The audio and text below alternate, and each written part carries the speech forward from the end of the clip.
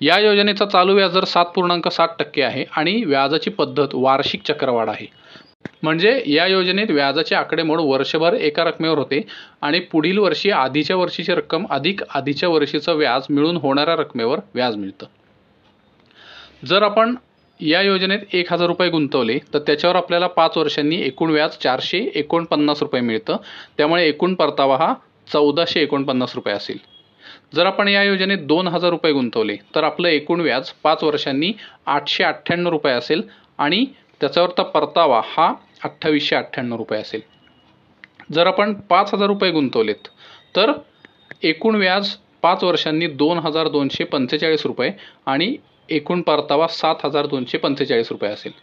जर आपण या योजनेत 15000 रुपये गुंतवले तर एकूण व्याज 5 वर्षांनी 6735 रुपये मिळेल आणि एकूण परतावा 21735 रुपये असेल।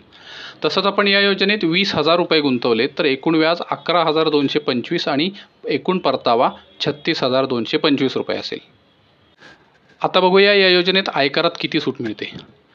या योजनेत केलेली गुंतवणुकीची रक्कम आयकर कलम 80C अंतर्गत आयकरातून वजावटीसाठी पात्र ठरते। तसंच या योजनेत मिळणारं व्याज पहिली 4 वर्ष पुन्हा गुंतवलं जातं, त्यामुळे त्यावर आयकरात सूट मिळू शकते। मात्र ही व्याजाची रक्कम ठेवीदाराला आयकर रिटर्न्स भरताना इन्कम फ्रॉम अदर सोर्सेस म्हणून दाखवावी लागते। आता बघूया कागदपत्रांविषयी माहिती।